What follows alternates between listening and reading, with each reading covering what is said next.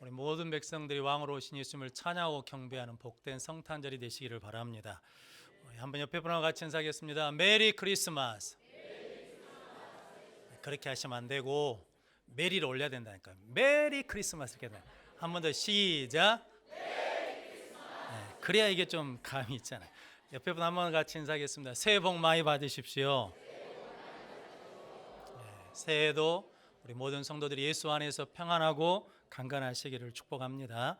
오늘은 마태복음 2장 1절로 12절 말씀, 성탄의 기쁨이라는 말씀으로 함께 은혜를 나누겠습니다. 어제 저녁에 뉴스가 났는데 40살이 조금 41살 되신 트럭 운전하신 분이 사고가 나가지고 한 몇 년 동안 식물인간으로 있었던 모양입니다. 그런데 어제 그 어머니가 9명에게 장기 다 기증하겠다 그래가지고 9명한테 새 생명을 줬거든요. 근데 베트남 분하고 결혼했더라고요. 그래가지고 애들이 둘인가 있는데 어려워요. 그런데 병원에 그렇게 누워 있는데 그 어머니가 암 투병하면서 항암을 하고 계시거든요. 나도 아픈 사람인데 내 아들을 위해서 내 아들이 9사람에게 새 생명을 줄 수 있다 그러면 주겠다. 근데 그 일을 중간에서 역할하신 분이 목사님이신데 장기 기증 본부 목사님이시죠. 그러면서 해가지고 9명에게 생명을 줬는데 성탄절 오늘 새벽까지 수술을 했다라고 그러거든요. 성도 여러분, 그 어머니는 자식을 잃은 아픔도 있지만 그 자식을 통해서 9사람의 생명을 살린다는 기쁨이 있을 것이고, 그 9분은 내가 장기 기증 없이는 죽을 수밖에 없는데 내가 장기 기증을 받아서 내가 새롭게 살 수 있다라는 기쁨의 성탄을 맞이했습니다. 성도 여러분, 성탄절은 기쁨의 날이거든요. 누가 보니까 목자들에게 천사들이 나타나서 너에게 오늘 좋은 기쁨의 소식이 있다. 너희를 위하여 구주가 나셨는데 그리스도가 나셨다라고 말씀하거든요.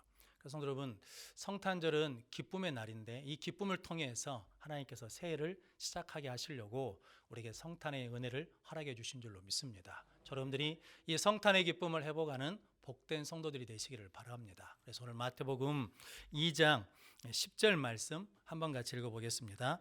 그들이 별을 보고 매우 크게 기뻐하고 기뻐하더라. 아멘.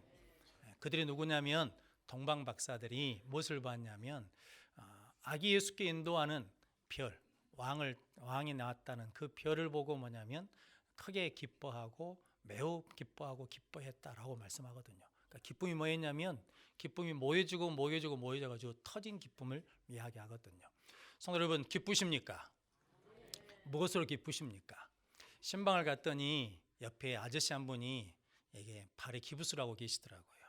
그래서 어디가 편찮으십니까? 그랬더니 자기가 무릎 연골 수술을 했대요. 그래서 줄기세포를 넣은 수술을 했다는 거죠. 왜 이렇게 다쳤습니까? 그랬더니 배드민턴 치다가 다쳐가지고 이렇게 무릎 수술하게 됐다고. 근데 한쪽 또 해야 된다고.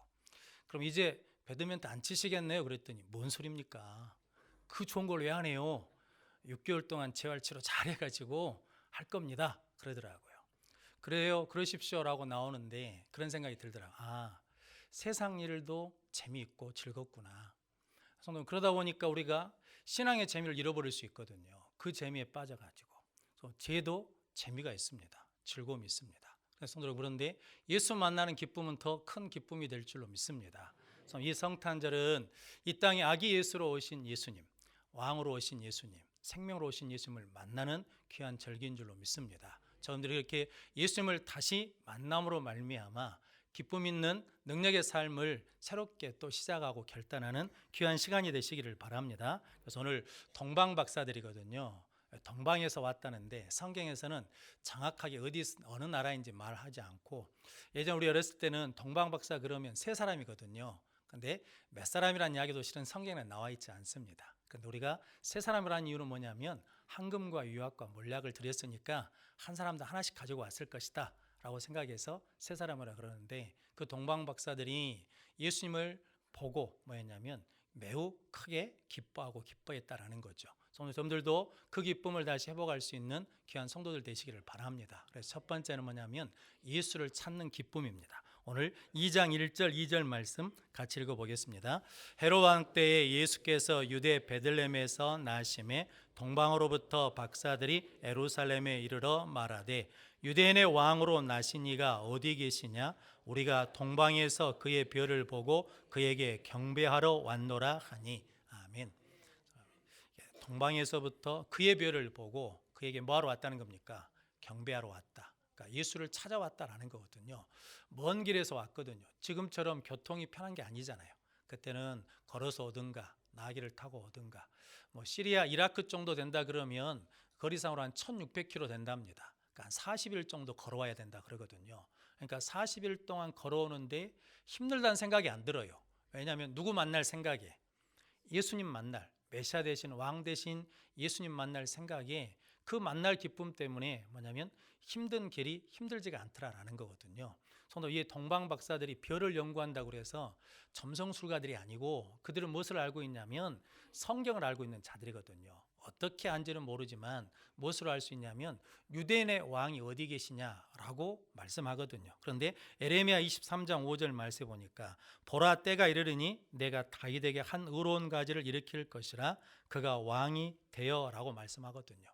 다윗에게서 난 한 가지가 뭐가 되냐면 왕이 되신다라고 말씀하시고, 스가랴 9장 9절 말씀에도 보라, 내 왕이 내게 임하시나니라고 말씀합니다. 메시아가 오시는데 무엇으로 오시냐면, 누구로 오시냐면 왕으로 오신다는 거거든요. 그래서 이 동방 박사들이 헤롯 왕에게 가가지고 겁없이 왕한테 유대인의 왕이 어디 계시냐라고 묻거든요. 즉 그들은 뭐냐면 예수님 만나는 기쁨 때문에 수고로움도 힘든 것도 잊어버리고 기쁨 하나 가지고 뭐냐면 그 먼 길을 찾아왔다라는 거거든요. 그래서 우리도 마찬가지죠. 성도 여러분, 집에서 교회 오실 때, 예배드리러 오실 때, 아이고 오늘은 하나님께 예배드리러 가니까 너무 기쁘다, 좋다, 즐겁다는 마음으로 오십니까? 아니면 오늘은 왜 벌써 이렇게 주일이 돼가지고 귀찮게 가야 될까, 이런 마음으로 오십니까? 말씀 준비하다가 군대에서 훈련소에 있을 때 예배드리러 갔거든요. 주일날 교회 갈 사람 이리 쓰고 절에 갈 사람 이리 쓰고 이러거든요. 근데 안 믿는 친구들은 이렇게 뒤에 서 있다가 야, 오늘 교회 가면 못 준대, 초코파이 준대. 그러면 초코파이 쪽으로 붙었다가 절에 있는 사람들이 우리는 2개 줘, 그러면 2개로 갔다가 천주교에 있는 사람들이 우리는 요구르트까지 줘, 그럼 그쪽으로 갔다가 이러거든요. 근데 우리는 그것에 휘둘리지 않죠. 우리는 혹시 하나님께 예배드리러 가거든요. 그런데 예배드리러 가면 찬송은 무슨 찬송한지 기억이 안 나요. 말씀도 어떤 말씀을 들었는지 기억은 안 나요. 그런데 그렇게 눈물이 나요. 근데 저만 그런 게 아니라 같이 예배드리는 훈련병들이 찬송 부르면 울고 있어요. 떡대 큰 사람들이 막 엉엉 울기도 하고, 그리고 말씀 들으면서 울어요. 막 울어. 그러니까 뭐냐면 그 다음날 주일이 되면 아무리 천주교에서 초코파이 3개를 준다 해도 우리는 어디에 가냐면 예배당에 가거든요. 왜냐하면 그곳에 가면 기쁘니까, 위로가 있으니까, 피난처가 되니까. 성도 여러분, 이게 막연하거든요. 훈련소에서 훈련 받는다는 게. 그리고 두려움도 있거든요. 내가 어디로 가야 될까? 어떤 사람을 만날까라는 두려움이 있는데, 그 두려움 속에서 하나님께 예배드리는 것이 뭐냐면 위로가 되고 평안이 되고 기쁨이 되니까 그곳에 가서 예배드리는 것이 감사하고 기쁘거든요. 그래서 늘 어디에 가냐면 그 예수님 만나러, 하나님 만나러 가는 것이 기쁘더라고요. 성도 여러분들이 이렇게 다시 그 기쁨을 회복하는 복된 성도들이 되시기를 바랍니다. 아주 오래된 영화인데 이게 실화를 바탕으로 한 영화입니다. 노렌조 오일이라는 영화가 있는데, 어느 날 부부가 이게 아들 하나를 데리고 살고 있는데 아들이 갑자기 이게 성격이 이상해지고 그리고 하지 않던 행동을 하기 시작하거든요. 그럼 어느 날부터인가 머리가 빠지기 시작해요. 그래서 병원에 데려가 봤더니 불치병이라 그러거든요. 그럼 고칠 방법이 있냐 그랬더니 고칠 방법이 없다라고 그러거든요. 그때 그 부모들이 그냥 포기해버린 것이 아니라 어떻게 하면 우리 아들을 살릴 수 있을까 그러면서 도서관에서 의학서적을 갖고 읽고 막 이러거든요. 그러면서 막 수소문 했는데도 불구하고 방법이 없어요. 불치병이어서 낙심하고 절망하는데, 그래도 둘이 서로 위로하면서 뭐냐면 끝까지 포기하지 않거든요. 누구 때문에? 아들 때문에. 아들을 살려 하니까. 그래서 이게 연구하다가 공부하다가 뭐 하나 딱 발견하면 그걸 만들어서 먹여보면 좀 나아지면 기쁘고 감사하고, 그리고 또 소망을 갖고, 그러다 결국은 그 아이를 고치는 노렌조 오일이라는 것을 발명해서 아이를 고치는 이야기거든요. 성도 여러분, 이게 그 내 아들을 고칠 수 있는 방법, 길이 있다는 것을 찾기 위해서 노력하는 것은 뭐 때문이냐면, 그 수고를 마다하지 않는 건 뭐 때문이냐면 우리 아들이 뭐 할 수 있다는 거예요. 살 수 있다, 살려야 된다, 살 수 있다라는 그 기쁨 때문이거든요. 사는 기쁨을 누리기 위해서거든요. 그래서 예수님이 우리에게 뭘 주러 오셨습니까? 생명을 주러 오셨습니다. 영생을 주러 오셨습니다. 그 메시아를 찾겠다는 거죠. 만나겠다는 거죠. 예배하겠다는 거죠. 그래서 그들은 그 먼 길에 수고를 마다하지 않고 예수 찾는 기쁨으로 예수님께 나왔다는 거죠. 성도님들도 예수 찾는 그 기쁨을 회복하셔서 예수님께로 나가는 귀한 성도들이 되시기를 바랍니다. 성도 여러분, 우리가 귀한 물건을 잃어버렸잖아요. 잃어버린 줄 알았는데 다시 찾으면 어떻게 합니까? 성도 여러분, 그 값 주고 산 것보다 훨씬 더 기쁨이 크잖아요. 처음에 샀던 기쁨보다 더 큰 기쁨을 누린 것처럼, 만약에 우리가 기쁨을 잃어버렸다면 실은 무엇을 잃어버린 거냐면 예수를 잃어버린 거거든요. 신앙의 기쁨이 없다, 삶의 기쁨이 없다라는 것은 환경 때문이 아닙니다. 우리가 어떤 기쁨이 없냐면 예수 찾는 기쁨을 잃어버렸다라는 거거든요. 성도님들이 다시 예수 찾는 기쁨으로 나가는 복된 성도들이 되시기를 바랍니다. 그래서 여러분들이 다시 동방박사들처럼 예수 앞에 섰을 때 매우 크게 기뻐하더라라고 하는 은혜를 누리는 복된 성도들이 되시기를 바랍니다. 그런데 거기에 누가 있냐면 헤롯 왕이 있거든요. 헤롯 왕은 유대인의 왕으로 나시니까 어디 있냐라고 했을 때 찾지를 않습니다. 찾으러 가지 않습니다. 어디서 난데? 라고 물어보거든요. 그때 대제사장과 서기관들이 말씀대로 미가서 말씀, 예언된 말씀을 통해서 베들레헴에 나신다고 되어 있습니다 라고 그러거든요. 그런데도 예수 찾으러 가지 않습니다. 왜냐하면 내가 누군데? 내가 왕이니까. 내가 왕이라고 한 사람들은 예수를 찾지 않습니다. 내가 주인 노릇한 사람들은, 내 인생에 내가 주인이라고 한 사람들은 예수가 필요 없죠. 그러니까 예수를 찾지 않습니다. 찾는 기쁨을 누리지를 못합니다. 성도 여러분, 예수가 우리의 왕이심을 고백함으로 말미암아 예수 찾는 기쁨을 회복하시기를 바랍니다. 대제사장과 서기관들, 성경을 알잖아요. 평생을 성경을 붙들고 성경 연구하며 살아온 사람들이거든요. 말씀을 알아요. 그래서 예루살렘에서 베들레헴까지 거리가 얼마 안 된답니다. 8km밖에 안 된다는 거거든요. 그런다 그러면 누가 먼저 뛰어가야 되겠습니까? 대제사장과 서기관들이 뛰어가야죠. 그런데 그들은 가지 않습니다. 예수를 찾지 않습니다. 메시아에 대해서 무관심합니다. 관심이 없습니다. 영적으로 민감하지 않습니다. 왜냐하면 자기들이 원하는 메시아가 아니거든요. 메시아는 우리 로마 식민지에서 우리를 해방시켜줄 능력 있는 메시아로 와야 되는데 무엇으로 왔다는 겁니까? 아기 예수로 왔다라는 거거든요. 그런데 성도 여러분, 아이러니하는 것은 동방 박사들은 자기들이 왕으로 모실 분을 찾아서 왔는데 그 왕이 어디에 계십니까? 말구유에 계십니다. 우리 어르신들은 아시죠? 말구유라는 것이, 소구유라는 것이 아무리 깨끗하게 정리한다고 해도 깨끗한 곳이 아니잖아요. 근데 그곳에 누가 계셔요? 메시아로 오신 아기 예수가 거기 계시다는데 그 아기 예수께 뭐 합니까? 엎드려 경배를 합니다. 성도 여러분, 환경과 조건에 상관없이 그분이 누구시니까?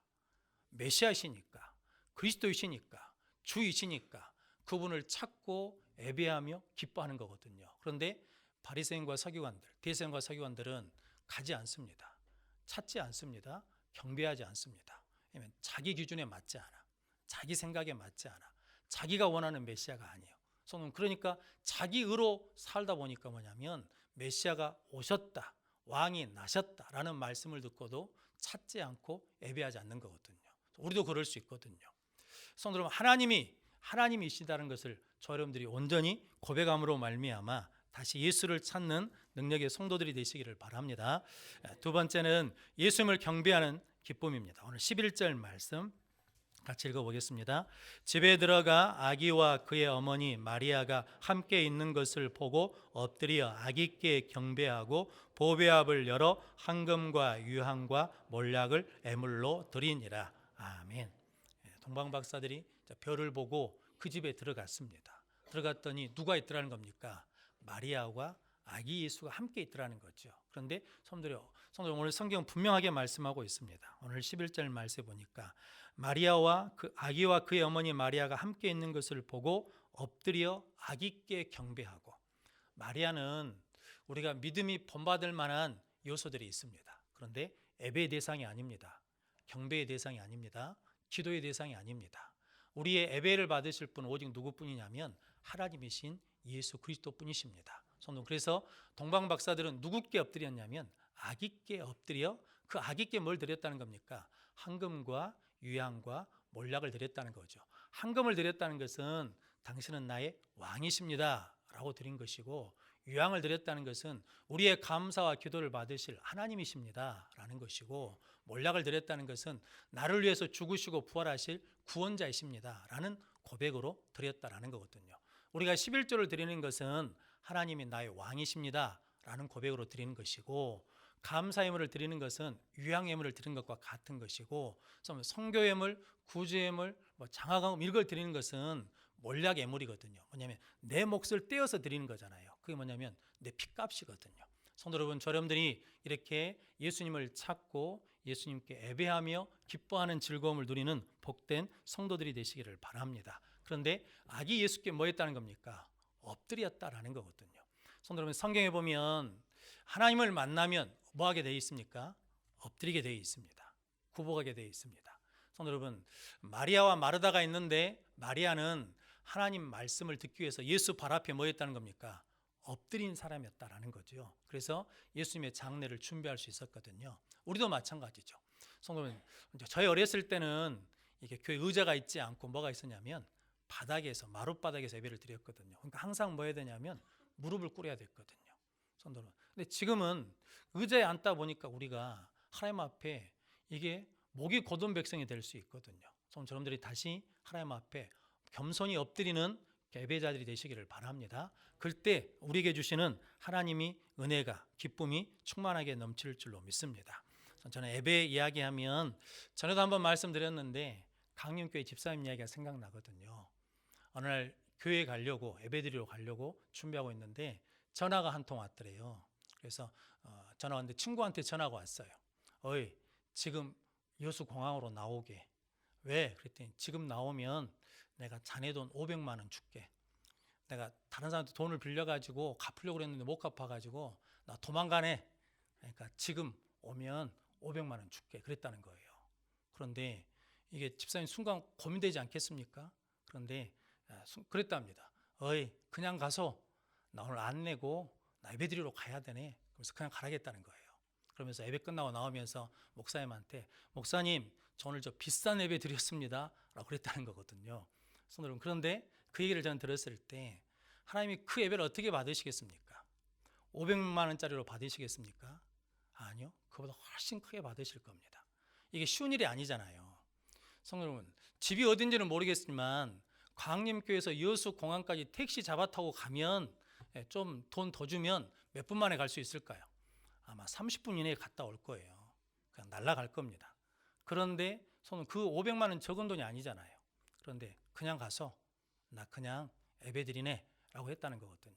근데 성도님, 좀 생각해 보면 하나님의 지혜거든요. 만약에 그분이 500만 원을 받아버렸다 그러면 누가 똑같은 거예요? 도망간 사람과 똑같은 거예요. 모든 욕은 누가 얻어먹어야 돼? 500만 원 받은 내가 욕을 얻어먹어야 돼. 똑같다는 거지, 똑같다는 거. 성도님, 이게 생각해 주는 게 아니잖아요, 실상. 그런데 성도는 무엇을 먼저 생각하니까? 예배를 먼저 생각하니까, 하나님을 먼저 생각하니까 자기는 거기까지는 생각을 안 했지만 나중에 지나고 보니까 그걸 안 하기를 얼마나 다행이냐라는 거죠. 우리도 마찬가지죠.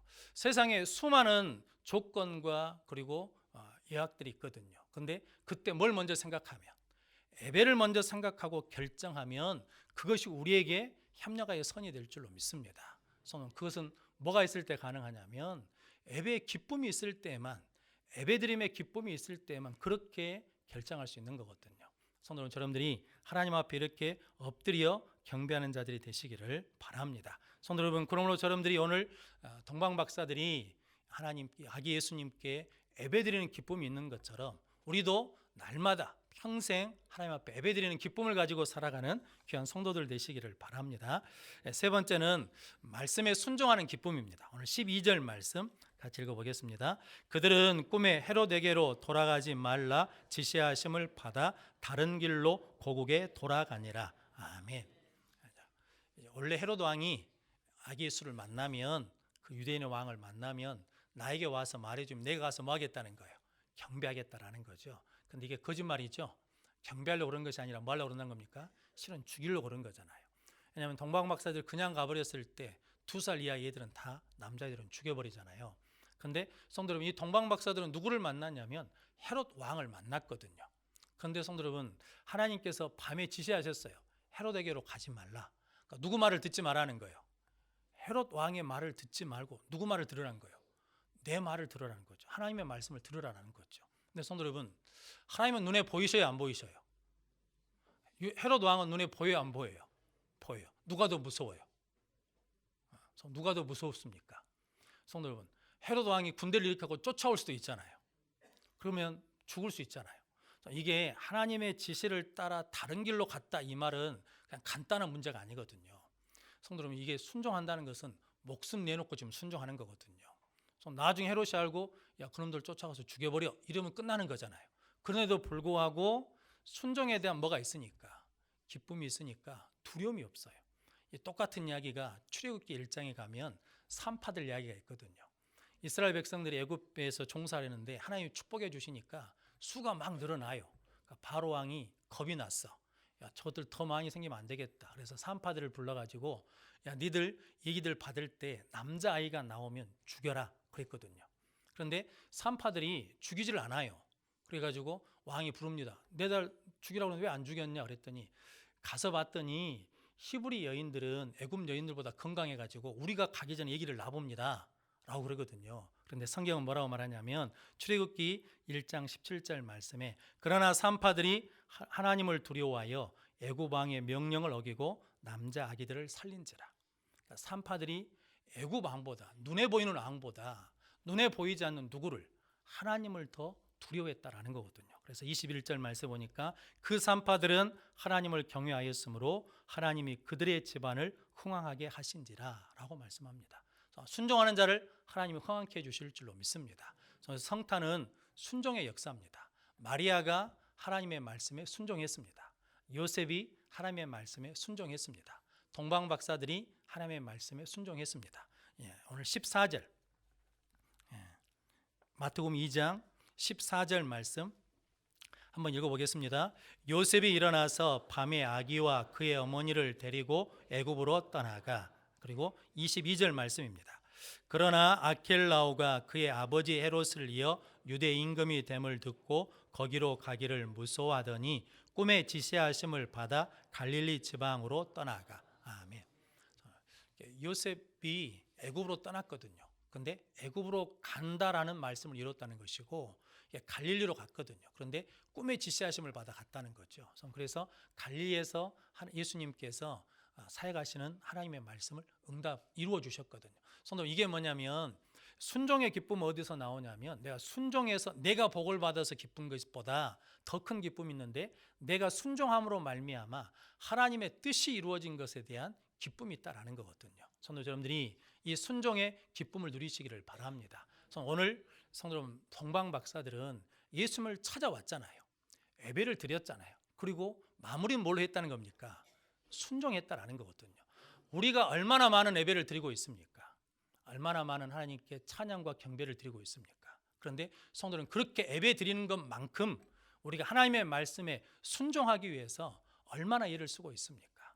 예배는 드리는데 예배 때 주신 말씀, 예배 때 주신 감동대로 순종하기 위해서 우리가 애쓰고 수고하는 것은 적다는 거죠. 그래서 뭐가 없냐면 순종의 기쁨이 없는 거죠. 순종을 통해서 흥왕케 하시는 역사가 없는 거죠.